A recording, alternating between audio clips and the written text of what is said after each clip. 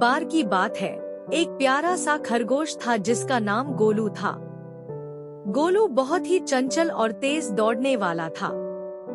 वह जंगल के सभी जानवरों का चहेता था, क्योंकि वह हमेशा सबकी मदद करता और हंसता मुस्कुराता रहता।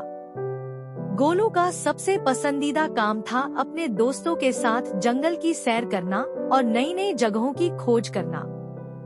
एक दिन गोलू अपने दोस्तों के साथ खेलते खेलते जंगल के एक अनजाने हिस्से में पहुंच गया। वहां उसे दूर से एक सुनहरी गाजर चमकती हुई नजर आई। गोलू की आंखें चमक उठी। उसने सोचा, इतनी सुंदर गाजर तो मैंने पहले कभी नहीं देखी, इसे तो जरूर खाना चाहिए। वह तेजी से दौड़कर गाजर के पास पहुंचा, लेकिन जैसे ही उसने गाजर को छूने की कोशिश की, गाजर अचानक गायब हो गई। गोलू हैरान हो गया और सोचने लगा, ये क्या जादू है? गाजर कहाँ चली गई?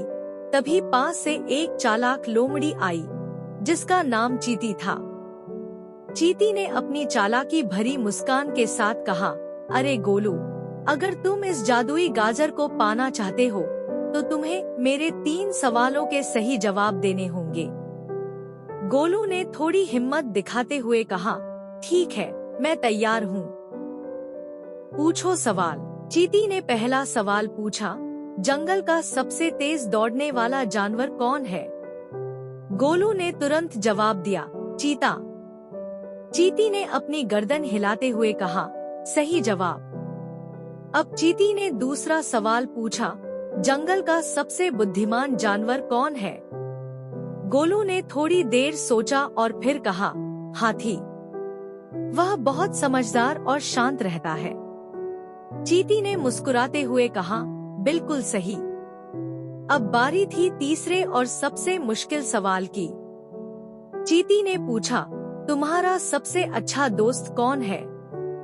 गोलू ने बिना किसी हिचकिचाहट के जवाब दिया, मेरे सारे दोस्त मेरे सबसे अच्छे दोस्त हैं, क्योंकि हम सब साथ में रहते हैं, मस्ती करते हैं और एक दूसरे की मदद करते हैं। चींटी यह सुनकर बहुत खुश हुई और बोली, तुमने बिल्कुल सही जवाब दिया।